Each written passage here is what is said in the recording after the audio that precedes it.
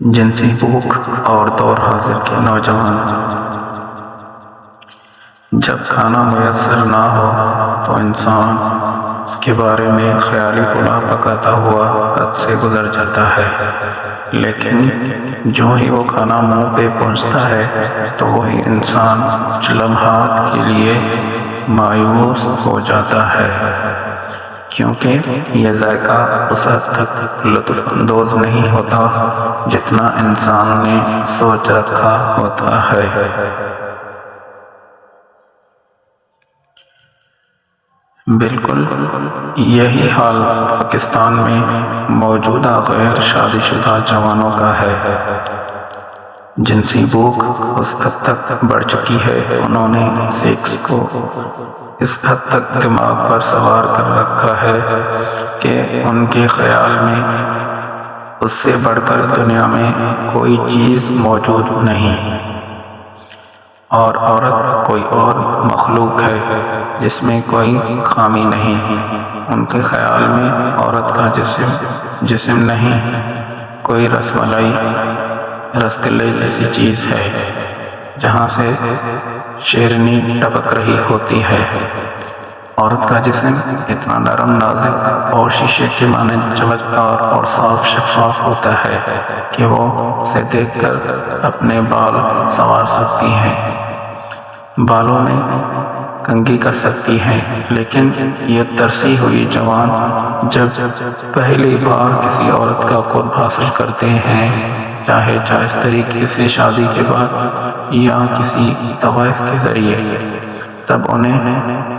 شدید قسم کی مایوسی ہوتی ہے، کیونکہ جیسا انہوں نے شعراء کی باتوں سے نتائج اخذ کیے ہوتے ہیں کہ عورت کے جسم سے خوشبو کے انبار آئیں گے، اس کی جگہ پسینہ لے لیتا ہے، خوشبو کے بجائے بو ہوتی ہے،